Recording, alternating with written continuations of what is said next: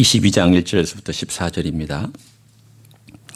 예수께서 다시 비유로 대답하여 이르시되 천국은 마치 자기 아들을 위하여 혼인잔치를 베푼 어떤 임금과 같으니 그 종들을 보내어 그 청한 사람들을 혼인잔치에 오라 하였더니 오기를 싫어하거늘 다시 다른 종들을 보내며 이르되 청한 사람들에게 이르기를 내가 오찬을 준비하되 나 소와 살찐 짐승을 잡고 모든 것을 갖추었으니 혼인잔치에 오소서 하라 하였더니 그들이 돌아보지도 않고 한 사람은 자기 밭으로 한 사람은 자기 사업하러 가고 그 남은 자들은 종들을 잡아 모욕하고 죽이니 임금이 노하여 군대를 보내어 그 살인한 자들을 진멸하고 그 동네를 불사르고 이에 종들에게 이르되 혼인잔치는 준비되었으나 청한 사람들은 합당하지 아니하니 내거리 길에 가서 사람을 만나는 대로 혼인잔치에 청하여 오라 한대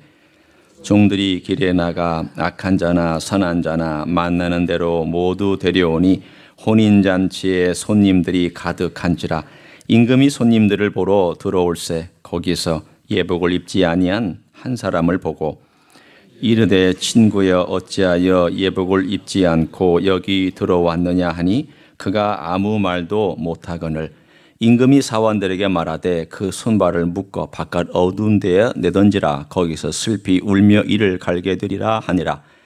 청함을 받은 자는 많되 택함을 입은 자는 적으니라. 아멘. 부산 출신인 제 아내가 고등학교를 마치고 서울로 이제 대학을 다니러 올라왔습니다.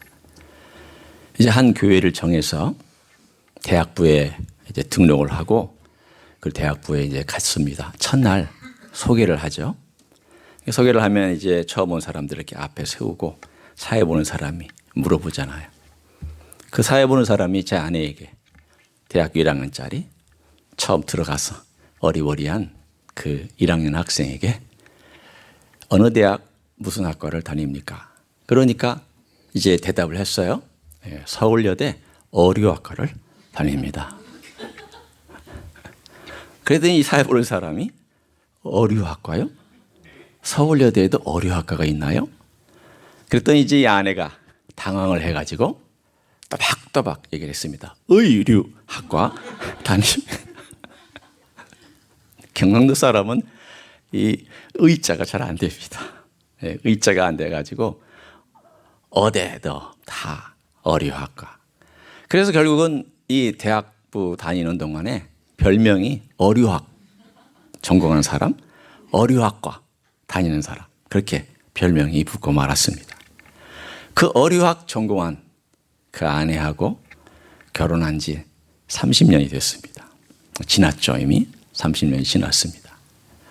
그 30년 동안 목회하면서 많은 사람들, 많은 젊은이들 주례도 해줬고 또 결혼식에 참석도 했습니다. 그런데 결혼식마다 저에게는 감동이 있습니다. 항상 그랬어요. 저의 결혼식이 생각나서 그럴 수도 있고 또 신랑과 신부의 그 미래 앞으로 이들이 어떻게 살아갈 거에 대한 그 기도해주고 또 기대하는 마음이 있기 때문에 그렇게 늘 그런 마음으로 그런 결혼식에 참석을 하고 주례도 했습니다. 감사한 것은 아직까지 제가 주례한 사람 중에 이혼했다는 소식 못 들었으니까 모르죠. 뭐 말을 안 하고 있어서 모르는지는 몰라도 감사할 따름이죠. 그 기간이 쭉 지난 다음에 미국에 와서 미국에서 하는 결혼식을 또 주례도 해보고 또 참석해 보니까 미국에 있는 결혼식이 참 좋더라고요. 한국은 해치웁니다. 그냥 결혼식이 얼마나 빨리 진행되는지 만약 예식장에서 결혼식을 올릴 것 같으면 20분에서 25분 안에 모든 거 다 끝내줘야 됩니다. 예식 자체는. 그래서 그 나머지 사진 조금 찍고 그다음에 다시 바꾸고 그래서 모든 것들을 만약에 2시가 결혼식이다 그러면 2시 40분까지 다 맞춰줘야 됩니다. 사진 다 찍는 것까지 포함해서. 그러니 얼마나 해치운다는 느낌이 있습니까?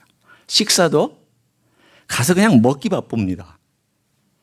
또 어떤 사람은 아예 결혼식은 오지도 않고 먹고 그냥 가버립니다. 이것만 내고. 근데 여기 와서 제가 결혼식을 참석하니까 여유가 있어요.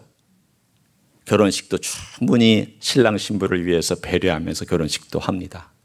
또 필요현도 신랑 신부를 위해서 충분히 즐길 수 있도록 신랑 신부에게 집중해주고 신랑 신부를 소개해주고 또 신랑 신부의 가족들과 그 친한 사람들과 또 이렇게 막 즐기면서 하는 모습들이 처음에는 익숙하지 않다가 점점 좋아 보였습니다. 그런데 이제 이런 생각을 했습니다. 그때 가면 이름이 다 이렇게 놓아져 있습니다. 뭐 나는 이 테이블에 앉아야 된다. 이름도 적혀 있고 테이블 위에 각각의 이름도 놓여져 있고 각각 놓여져 있는 그것을 보면서 신랑과 신부와 신랑 부모와 신부 부모가 이걸 선택할 때 얼마나 고민할까?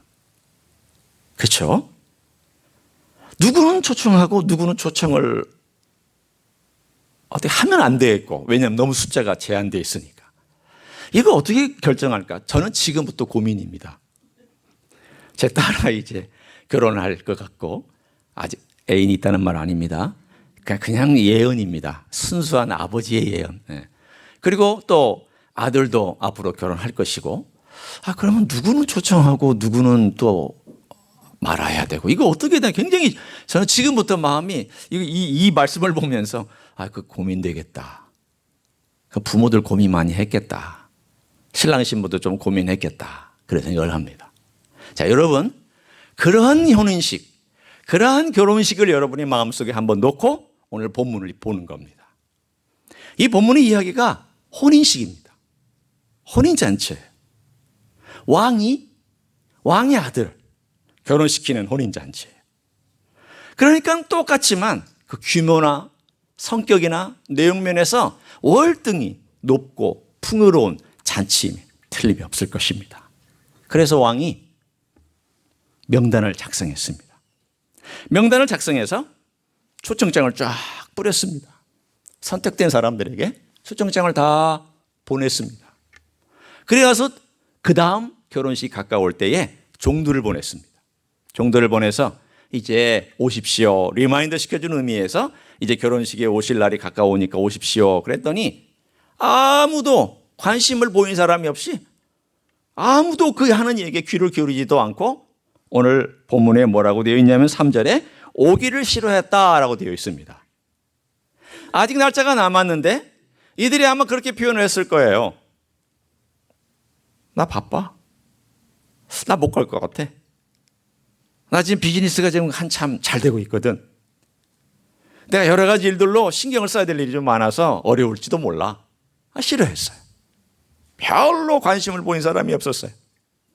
그래서 왕이 더 가까이 오자, 거의 가까이 오자 또 보냈어요. 그랬더니 오늘 본문에 나와 있는 내용을 그대로 살펴보면은 나 밭에 나가서 일해야 되니까 못 간다. 나 사업 때문에 지금 비즈니스 하러 사람 만나러 가야 되니까 못 간다. 그리고 나머지는 보낸 종들을 잡아 죽였다고 되어 있습니다. 그랬더니 이 결혼식을 준비하기 위해서 굉장히 성대하게 준비하고 기분 좋게 일을 치르려고 하는 이 임금이 왕이 너무 화가 나서 그 사람들을 진멸했다라고 오늘 1절부터 7절까지 첫 번째 이야기가 등장을 합니다. 오늘 장면은 이렇게 1절부터 7절, 8절부터 13절, 그리고 마지막 14절 세 장면으로 나눠서 볼 수가 있습니다. 첫 번째 장면을 제가 여러분에게 설명해 드린 거예요. 이 첫 번째 장면은 누구에 대한 이야기인가? 여러분 요즘 인싸라는 단어 들어보셨나요? 딱 한 사람 들어봤네. 딱 한 사람. 인싸라는 게 뭐냐면 인사이더의 약자예요.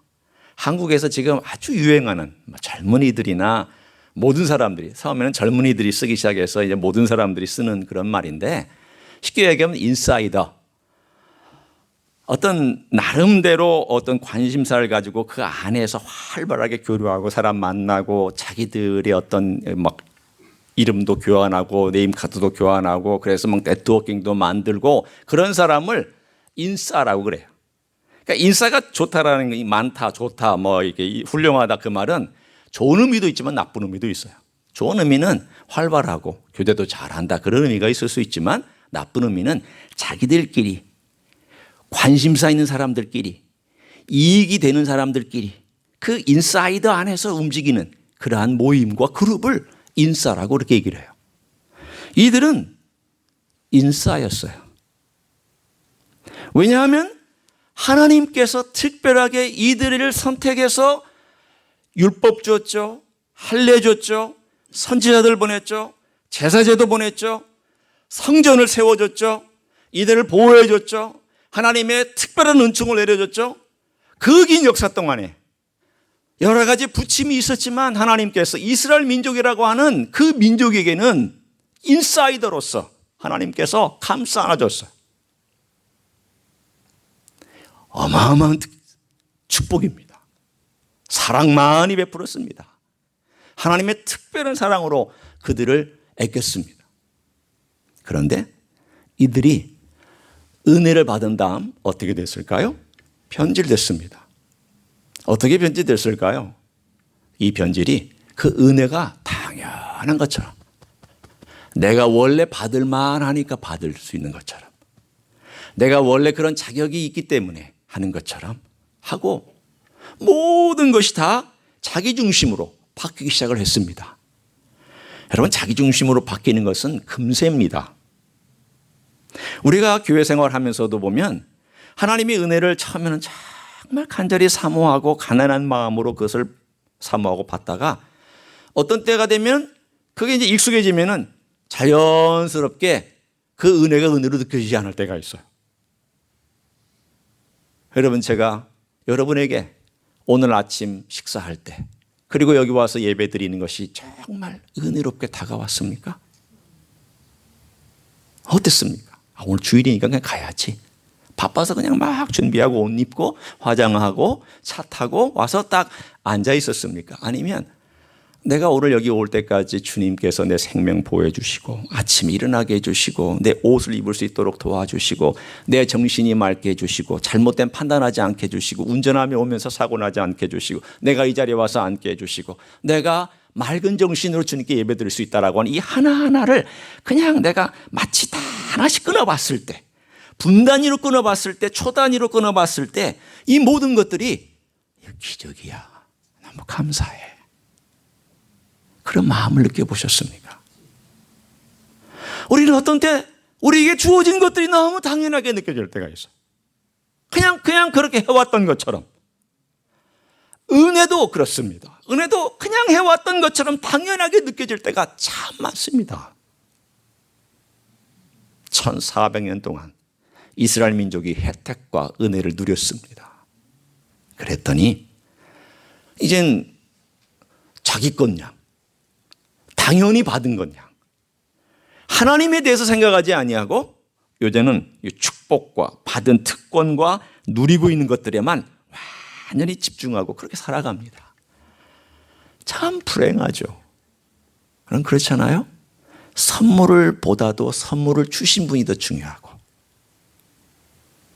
선 자체보다도 선을 베푸는 그 주인공이 중요하잖아요.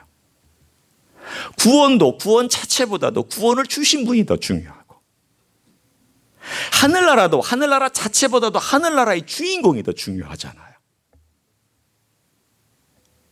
그런데 이들은 그 주인공은 다 잊어버리고 그분이 주신 것만 가지고 이거 내 거야, 내 거야, 내가 왕이야, 내 마음대로 할 수 있어 라고 하는 생각을 가지고 있었던 인싸들이 오늘 1절부터 7절까지 이야기해요.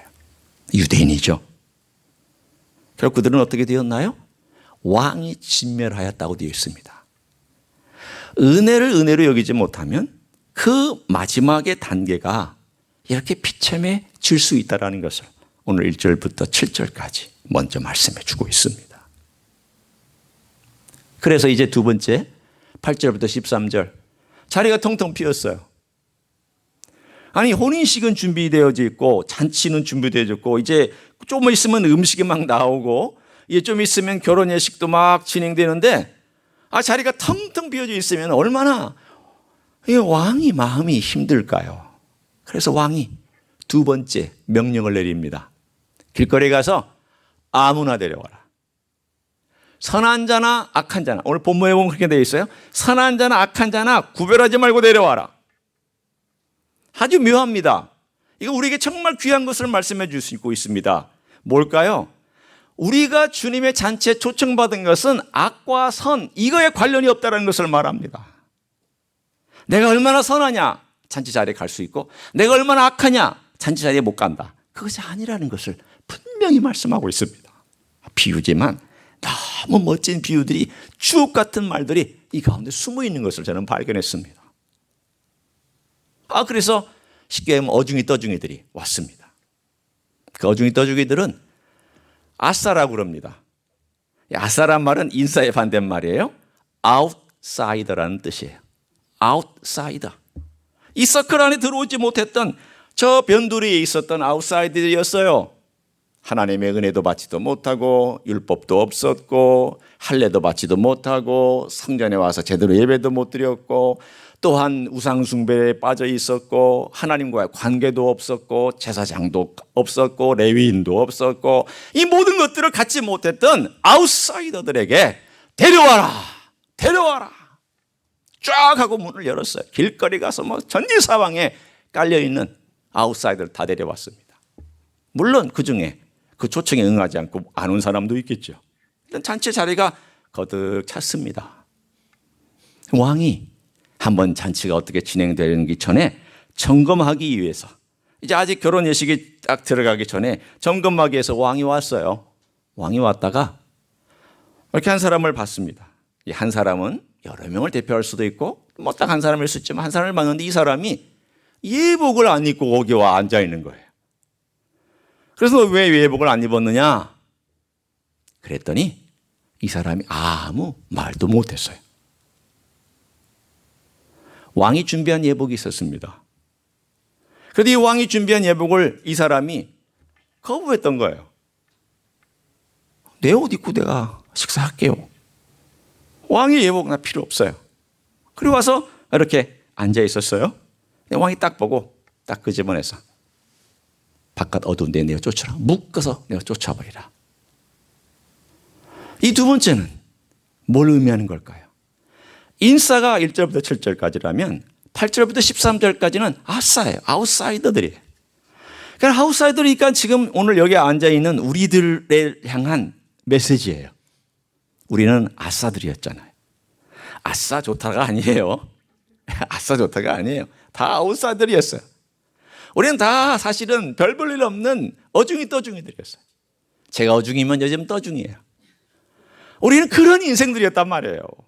그렇게 혜택도 없고 그렇게 멸망당할 수밖에 없었는데 갑자기 유대인들이 예수님을 반항하고 거부하고 예수님을 죽이는 바람에 문이 활짝 이방인들에게 열려졌어요. 그래서 그 놀라운 혜택을 받고 많은 사람들이 교회 안으로 예배당으로 축복의 그 자리로 들어와 앉아 있었어요. 차단받고 앉아 있었어요. 근데 문제는 뭐가 있었을까요? 예복을 안 입은 사람이 그 안에 있었던 거예요. 예복을 안 입고 그 안에서 머물러 있었던 거예요. 우리 눈으로는 안 보여요. 누구만 그것을 집어냈어요? 왕이 집어냈어요. 왕만 아는 거예요. 일반 사람들의 눈에는 보이지 않아요. 그 예복을 입었는지 안 입었는지. 왕만 탁, 탁, 탁, 탁 집어내는 거예요. 너 안 입었구나. 너 안 입었구나. 너 안 입었구나. 끌어내라. 이렇게 된 거예요.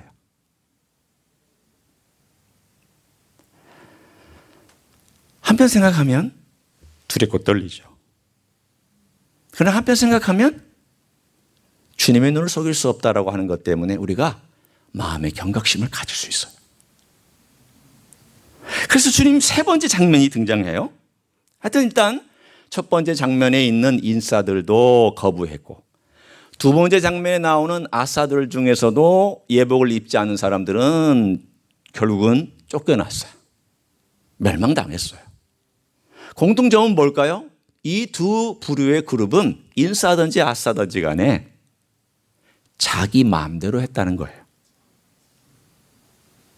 자기가 왕 노릇했다는 거예요. 왕이 이걸 원하면 원하는 걸 하지 아니하고 내가 원하는 걸 했다는, 내가 왕 노릇했다는 거예요. 그래서 좀 이따 그걸 살펴볼 거예요.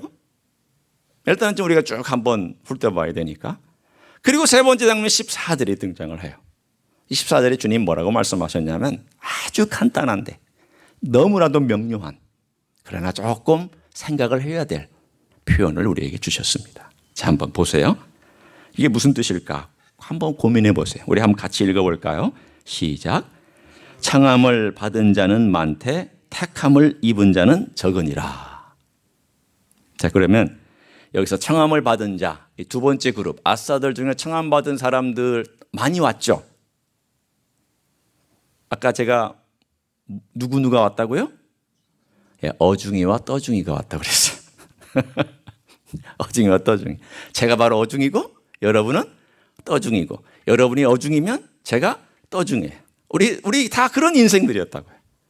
왔는데 다 청함 받아서 엄청 많이 왔어요. 하여튼 누구에게나 청함해가지고 다 왔어요. 근데 문제는 택함을 입은 자가 적다. 그 택함을 입은 사람은 누구예요? 이 위에서 말한 그 이야기 가운데는 그렇죠. 예복을 입은 자예요. 하여튼 예복을 입었다가 벗었던지 그 사람은 예복을 입은 자 아니에요. 예복을 입고 그 자리에 와서 앉아 있어서 왕이 만날 때까지 그 예복이 그대로 입고 있는 그 사람. 하여튼 우리가 설명하자면 그런 뜻이에요. 아, 그러니까 택함을 입은 사람들은 예복을 입고 있는 사람인데 청함은 많이 받았는데 택함을 입은, 곧 예복을 입고 있는 사람은 적구나. 한 사람만이 아니라 많은 사람들이 택함 입지를, 예복을 안 입었고 택함을 받지 못했다, 그 뜻입니다. 여러분, 한번 우리가 예수님 말씀이 과연 어디에서도 이런 말씀을 하셨는지를 한번 볼 필요가 있어요. 어디로 돌아가냐면 마태복음 7장으로 우리가 한번 돌아가 봅니다. 마태복음 7장, 제가 마태복음 1장부터 쭉 올라왔어요. 아마 여러분이 마태복음 7장 설교는 태고적의 설교처럼 느껴지실 거예요. 그래서 제가 이 부분을 다뤘던 적이 있어요. 자, 마태복음 7장 제가 여러분에게 읽어드립니다. 어디를 보시냐면은, 자, 22절을 제가 읽습니다. 그날에 많은 사람이 나더러 이르되 주여 주여 우리가 주의 이름으로 선지자 노릇하며 주의 이름으로 귀신을 쫓아내며 주의 이름으로 많은 권능을 행하지 아니하였나이까 하리니, 그때 내가 그들에게 밝히 말하되 내가 너희를 도무지 알지 못하니 불법을 행하는 자들아 내게서 떠나가라 하리라. 주님 이 말씀과 이 말씀은 일맥상통하고 뜻이 같은 말씀이에요. 다른 말로 얘기하면 교회 안에 많은 사람들이 와서 청함받고 많이 활동하고 있다. 나에게 기도했다. 내 이름으로 기도도 했다. 내 이름으로 귀신도 쫓았다. 내 이름으로 엄청난 일도 했다. 봉사도 했다. 헌신도 했다. 직분도 가졌다. 그리고 마지막 날 내 앞에서 나 주님의 이름으로 이런 직분 가졌습니다. 나 주님의 이름으로 귀신도 쫓았습니다. 나 주님의 이름으로 이렇게 헌신했습니다. 나 교회 열심히 살고 교회 열심히 봉사했습니다. 라고 얘기할 것이다. 그러나 나는 너 모른다. 라고 주님이 말씀하시겠다고 그런 예언을 내놓으셨습니다. 무슨 말이에요? 그렇죠? 누가복음 18장 10절에 18장에도 주님께서 비유를 들어서 거기에 뭐라고 말씀하셨냐면 말세의 믿음을 보겠느냐 그랬습니다. 다른 말로 얘기하면 우리가 살고 있는 이 마지막 때 정말 하나님 아버지 앞에 진실한 마음으로 기도하며 하나님의 주님의 재림을 바라고 이렇게 주님의 은혜 가운데서 택함 받은 백성처럼 살아가는 사람이 몇 명이나 되겠느냐 그 뜻이에요. 우리는 이 말씀을 받으면서 저는 이렇게 생각을 했습니다. 주님, 무섭네요. 두렵네요. 이거 어떻게 하면 될까요? 주님 참 떨리네요. 왜 그럴까요? 만약에 교회를 본다면 교회에 예를 들어 100명이 있다면 많은 수가 청함을 받아서 있다면 택함 받은 사람은 그중에 몇 프로일까? 이야기 아니에요. 그렇죠? 1000명이 있다 할지라도 많이 있는데 많이 청함을 받고 있는데 택함 받은 자는 얼마나 될까? 우리는 몰라요. 목사도 몰라요. 아무도 몰라요. 정말 몰라요. 따라서 우리는 어떤 의미에서 보면 함부로 판단하지 말아야 될 것이고, 당신은 구원받았지? 구원의 확신이 있어? 여러분 죄송하지만 구원의 확신은 구원과 상관없어요. 오해하지 마세요. 내가 구원의 확신이 있습니다. 저는 천국 갈 확신이 있습니다. No. 확신 얼마든지 가질 수 있어요. 확신은 내 머릿속에서 갖는 거기 때문에 내가 정보를 가지고 얼마든지 확신 가질 수 있어요. 구원의 확신이 구원 아니에요. 물론 구원일 수도 있어요. 내가 다 아니라는 게 아니에요. 구원의 확신이 구원은 아니에요. 그럼 뭐가 되어야 할까요? 오늘 저는 그것을 여러분과 함께 나누려고 합니다. 자, 우리 함께 뭘 보냐면은 이 예복에 관하여서 우리가 한번 살펴보기를 원해요. 예복. 자, 이 예복이 뭘까? 도대체 이 예복이 무슨 의미가 있을까? 여러분 옷을 만드는, 제 아내도 이 옷 만드는 학과를 나왔잖아요. 본인이 결혼식 때 본인이 만든 신부 드레스 입고 결혼했어요. 나 알고 봤더니 바느질을 꼼꼼히 안 해가지고 막 옷비누로 그냥 막 안으로 끼워 넣고 막 그랬다 하더라고요. 저는 몰랐죠. 예. 그러면 자, 생각해 보세요. 자, 옷이 여기 있어요. 신부 드레스가 있어요. 혹은 신랑이 입는 옷이 있어요. 하여튼 뭐 옷이 여기 아주 예복이 하나 있다고 생각해 봐요. 여러분이 요즘 스타일대로 내 딸을, 내 자식을 결혼시킬 때 이런 이쁜 드레스를 입혔으면 참 좋겠다 하는 그런 옷이 하나 있어요. 자, 옷이 있으면 첫째 뭐가 있어야 되냐면 디자이너가 있어야 돼요. 그렇죠? 이 디자이너, 그 시대에 유행하는 디자이너가 있어야 돼요. 두 번째는 드레스 메이커가 있어야 돼요. 옷 제작하는 사람이 있어야 돼요. 세 번째는 드레서가 있어야 돼요. 옷 입혀주는 사람이에요. 드레서는 옷 입혀주는 사람이에요. 이 세가 필요해요. 가만히 생각해 보세요. 성경에 이 세 분이 누군지를 한번 보세요. 디자이너가 누구예요? 하나님 아버지예요. 이거 주시려고 디자인했어요. 이 드레스 메이커는 누구예요? 예수님이에요. 예수님께서 이 땅에 오셔서 자기의 피값을 지불하고 십자가에서 죽으시고 통과한 다음 부활하셔서 그 생명의 옷을 우리에게 나눠주시는 거예요. 생명의 옷이에요. 빛의 옷이에요. 피값으로 사신 옷이에요. 이 드레스 메이커는 자기 목숨을 바쳐서 우리에게 주시려고 드레스 메이커가 되신 거예요. 그래서 이 옷을 누가 입혀주냐면 성령께서 드레서가 돼가지고 우리에게 옷을 입혀주세요. 이 옷은 내 옷 아니에요. 내가 입는 이 예복은 내가 맞는 거 아니에요. 내 선하며 여러분의 선함 가지고 진짜 선이 이루어질 것 같은가요? 아니에요. 선이 이루어질 수도 있지만 악이 이루어질 수 있어요. 인간의 선은 악을 나타나고 악을 만들어낼 수도 있어요. 내가 선한 일을 했어요. 그런데 알고 봤더니 결과가 악한 결과가 나타날 수도 있어요. 내 선이라는 것은요, 위험할 수 있습니다. 심지어는 내가 선을 베풀면요, 내 마음에 교만함이 어떤 교만함이 생기냐면 내가 선을 베풀었잖아. 내가 인정받아야 되는데 은근히 이런 마음이 생겨요. 선은 위험합니다. 인간이 가지고 있는 선은 대단히 위험합니다. 착함도 위험합니다. 착함은 얼마나 자기를 내 안으로 똘똘 뭉치게 만지는지 모릅니다. 그럼 악함 자체는 악하니까 우리가 말할 것도 없고, 그럼 내가 선과 악이 내게 있을 때 내 옷은 선과 악으로 이렇게 다 무장되어 있는데 이게 정말 하나님 나라의 잔치에 들어갈 때 이거 가지고 될까요? 천만의 말씀이에요. 천부당만부당한 말씀이에요. 말도 안 되는 이야기예요. 그래서 결국 디자이너인 하나님께서 하늘의 옷을 입혀주시려고 디자인 메이커를 이 땅에 보내셔서 자기 육체를 찢으시고 피 흘리신다. 무덤에 들어가셨다가 부활하심으로 그 생명의 옷을 만들어서 우리에게 공급해 주시는 제작자가 되셨고, 그래서 성령께서 우리에게 딱 입혀주시려고 성령께서 드레스가 되셔서 우리를 입혀주시는 놀라운 예복을 하나 쫙 만들어 놓으셨어요. 근데 그걸 안 입어요?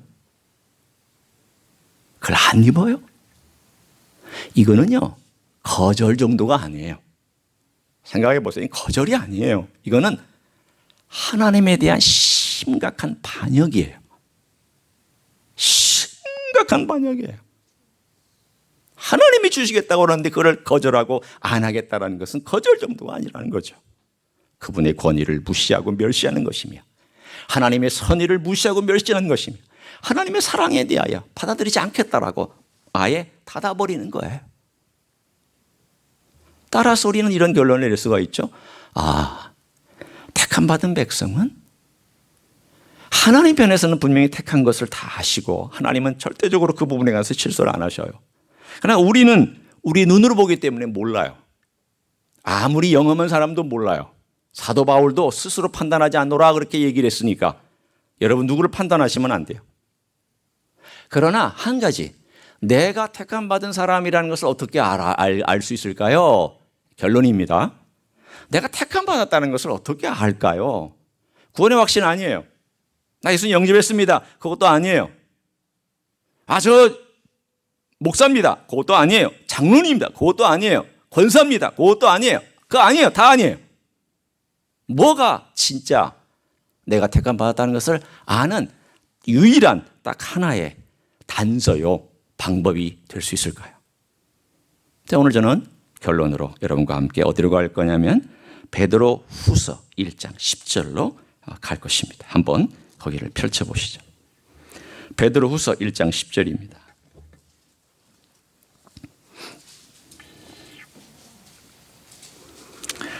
신약성경 384쪽입니다. 384쪽. 베드로 후서 1장 10절. 후서예요. 전서가 아니라 후서 1장 10절. 자, 우리 한번 같이 읽습니다. 시작. 그러므로 형제들아 더욱 힘써 너희 부르심과 택하심을 굳게 하라. 너희가 이것을 행한즉 언제든지 실족하지 아니하리라. 아멘. 오늘 여기 참 멋진 두 단어가 똑같이 나왔습니다. 베드로 사도가 마치 이 비유를 그대로 인용하는 듯한 메시지예요. 뭐냐면 그러므로 형제들아 더욱 힘써 너희 부르심과 콜링, 아까 초청, 택하심, 택함 똑같은 단어예요. 물 굳게 하라 그랬습니다. 그러면 굳게 하라는 건 뭘까요? 내가 막 뭔가를 힘써가지고 굳게 하라는 걸까요? 아니에요. 그래서 굳게 하라는 말은 뭐냐면 make sure 하라는 거예요. make sure.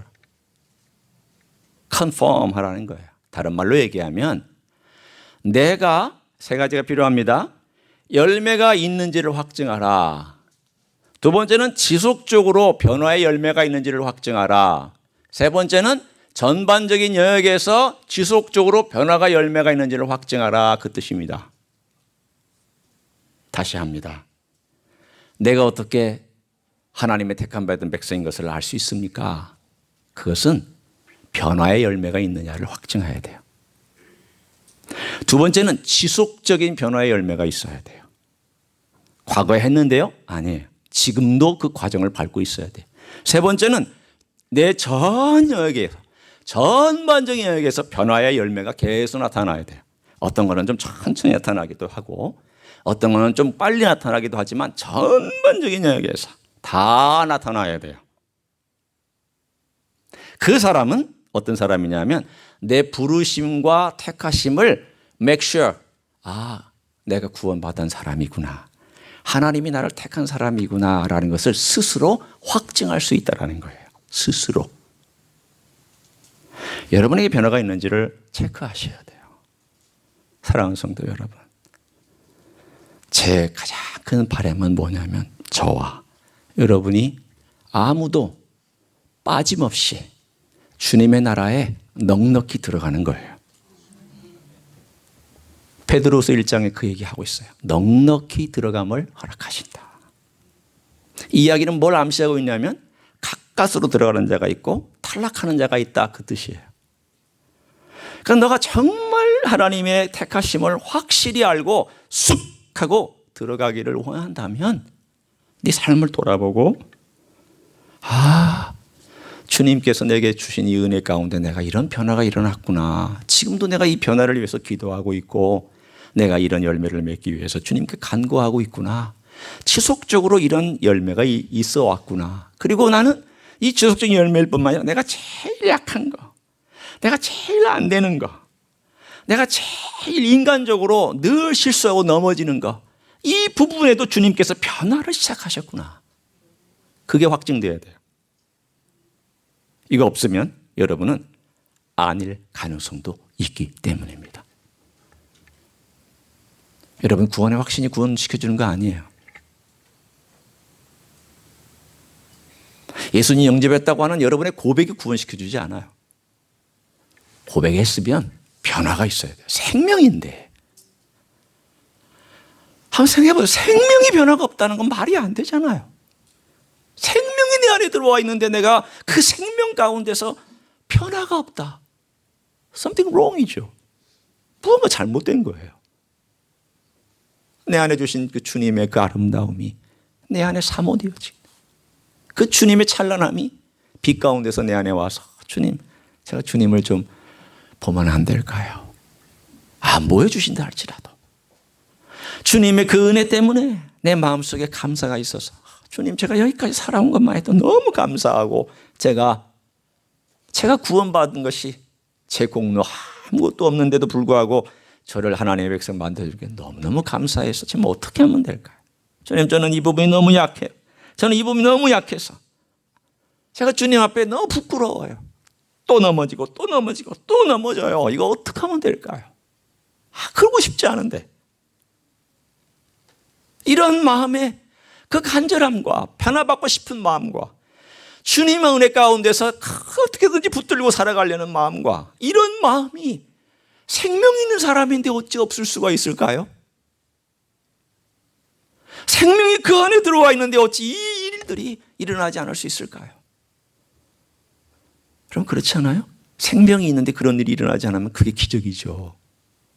잘못된 방법이지만 그게 기적이에요. 생명이 있으면요, 당연히 자연히 놀라운 역사가 일어나게 마련입니다. 제 자신이 그렇습니다. 참 과거에는 제가 얼마나 지독하게 죄인인지 몰랐거든요. 정말 몰랐어요. 저는 잘난 줄 알았고요. 저는 쉽게 얘기하면 기독교 인싸 같은 인생을 살았잖아요.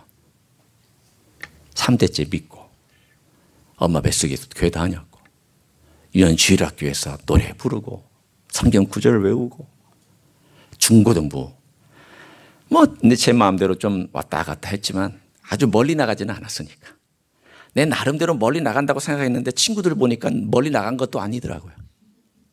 친구들은 저기 가 있는데 저는 이만큼 나가놓고는 아이고 타락했다라고 생각했어요.